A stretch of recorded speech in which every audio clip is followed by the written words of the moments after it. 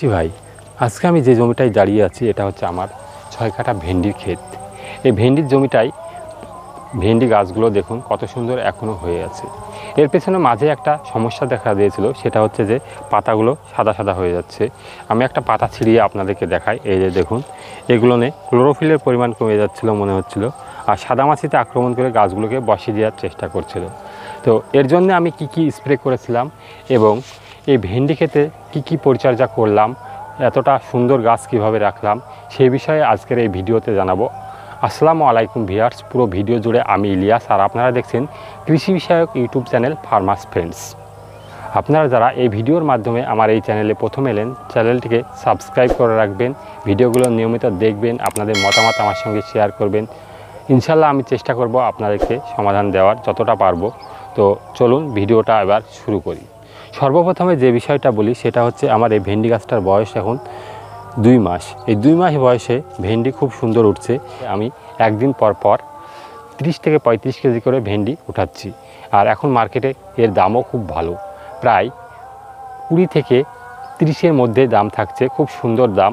এই দামে যদি আপনি ভেন্ডি বিক্রি করেন খুব সুন্দর পয়সা কামাতে পারবেন। এই ভেন্ডিটা এত সুন্দর গাছ থাকার পেছনে কারণ কি, যখন গাছের বয়স আমার 1 মাস ছিল সেই সময় আমি জমিটাকে ভালো করে পরিষ্কার করে দিয়েছিলাম। আর একটা কথা আমি আপনাদেরকে বলে দিই, ভেন্ডিটা যখন আমি জমিতে রোপণ করি ঠিক তার 1 সপ্তাহ আগে কিন্তু জমিতে আমি সার দিয়ে দিয়েছিলাম। সার দিয়ে চাষ করে মাটিটাকে ভালো করে রেখে দিয়েছিলাম। সার হিসাবে আমি এখানে কি ব্যবহার করেছিলাম, সার হিসাবে আমি এখানে 10-26-26 সার এবং ডিএপি একসঙ্গে মিশিয়ে 5-5-10 কেজি আমি এই 6 কাঠা জমিতে ছিটিয়ে দিয়েছিলাম। ছিটিয়ে দেওয়ার পরে কিছুদিন পর জলসেচ দিয়ে তারপরে আমি জমিতে এই ভেন্ডি গাছটা রোপণ করেছিলাম। গাছগুলো খুব সুন্দর বেরিয়েছিল। মাঝে কিছুটা সময় কি হয়েছিল, কয়েকটা গাছ মার গিয়েছিল, সেজন্য আমি পুনরায় গাইয়ে ঠিকঠাক করেছিলাম। ভেন্ডিটার দূরত্ব একটু বেশি করে রেখেছিলাম, যার জন্যে অনেকেই বলছিল যে গাছটা অনেক পাতলা হয়ে গেছে। কিন্তু দেখুন এখন কি অবস্থা, এখন এর ডালপালা ছেড়ে গাছটা এমনই ভরে গেছে যে আমি এর মধ্যে চলাফেরা করাও অসম্ভব হয়ে যাচ্ছে।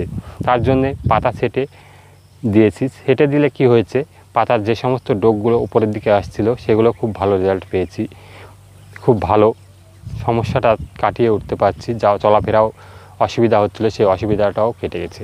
তো এইসব বিষয়ে কথা না বলে মূল বিষয়ে কথা বলি। এই ভেন্ডিতে যদি আপনি সঠিকভাবে পরিচর্যা করতে পারেন ভালো ফলন পাওয়া যায়, ভালো পয়সা পাওয়া যায়। এখান থেকে আমি ভালো পয়সা এখন মোটামুটি কামাতে পারছি। ভেন্ডিটায় একটা সমস্যা দেখা দিয়েছিল।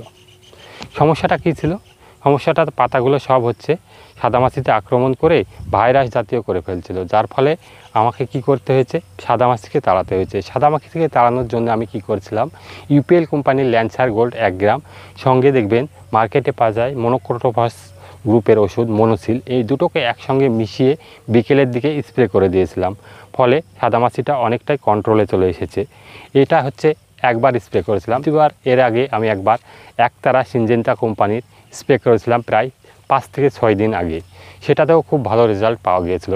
এইভাবে ঘুরিয়ে ফিরিয়ে যদি আপনি ওষুধ স্প্রে করেন তাহলে সাদামাছির ক্ষেত্রে খুব ভালো রেজাল্ট পাওয়া যাবে। আর আপনি যদি সাদামাছিটাকে না তাড়াতে পারেন তাহলে ভেন্ডি গাছকে টিকিয়ে রাখতে পারবেন না, ভাইরাস লেগে নষ্ট হয়ে যাবে। আর একটা বিষয় হচ্ছে যে ছত্রাকে আক্রমণ করার যে সাদা সাদা হয়ে যাচ্ছে, এই সাদা সাদা হয়ে যাওয়ার জন্য আমি কি করেছিলাম, যে এই সাইমক্সিন ম্যানকোজেব গ্রুপের ওষুধ 2.5 গ্রাম প্রতি লিটার জলে গুলে স্প্রে করে দিয়েছিলাম। একটা পিজিআর দিয়েছিলাম, আপনারাও সেই পিজিআরটা ব্যবহার করতে পারেন। পিজিআরটা খুব ভালো রেজাল্ট দিয়ে থাকে। এই অবস্থায় যদি আমরা গাছে পিজিআর দিই, যতটা প্রয়োজন গাছ ততটাই নেবে, বাড়াতে সাহায্য করবে এবং গাছগুলোতে সঠিক গ্রোথ থাকবে। এই যেহেতু এখন ফল দিচ্ছে, এই ফল দেওয়া অবস্থায় আমাদেরকে জমিতে সারও প্রয়োগ করতে হবে।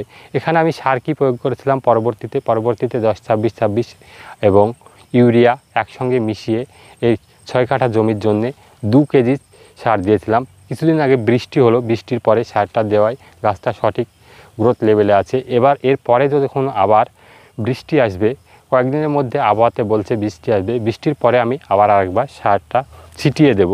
সারটা ছিটিয়ে দেওয়ার নিয়ম হচ্ছে যে আপনি সন্ধ্যের আগে, এই এখন যে সময়টা ভিডিও করছি সেই সময়ে আপনারা সারটা ছিটিয়ে দেবেন, খুব ভালো রেজাল্ট পাবেন। ভেন্ডিতে সাধারণত এই সমস্ত ছোটোখাটো রোগগুলো দেখা যায়, এমন কিছু বড় রোগ সেরকম দেখা যায় না। যদি আপনি সঠিক পরিচর্যা করেন তাহলে সঠিকভাবে ফলন পাবেন এই ভেন্ডি থেকে এবং ভালো পয়সাও আপনি এখান থেকে কামাতে পারবেন। পরিচর্যা করতে হবে। তো ভেন্ডির পরিচর্যা সম্পর্কে আমি ছোট্ট করে একটা আপডেট আপনাদেরকে দিলাম। এর পরবর্তীতে যদি আপনারা চান তাহলে আমি ভালো করে ভিডিও বানিয়ে দেখিয়ে দেব। আপনারা আমাকে কমেন্ট করুন এবং এই সমস্ত চাষবাস বিষয়ে যদি আপনাদের মনে কোনো প্রশ্ন থাকে প্রশ্নগুলো করুন, আমাকে উৎসাহিত করুন। আমি আপনাদের জন্য ধাপে ধাপে ভিডিও বানিয়ে দেখিয়ে দেব। তো আজকের এই ভিডিওটা আমি এখানেই শেষ করছি। আবার দেখা হবে আপনাদের সঙ্গে নতুন আরেকটি ভিডিওতে। সেই পর্যন্ত আপনারা ভালো থাকুন, সুস্থ থাকুন। খোদা।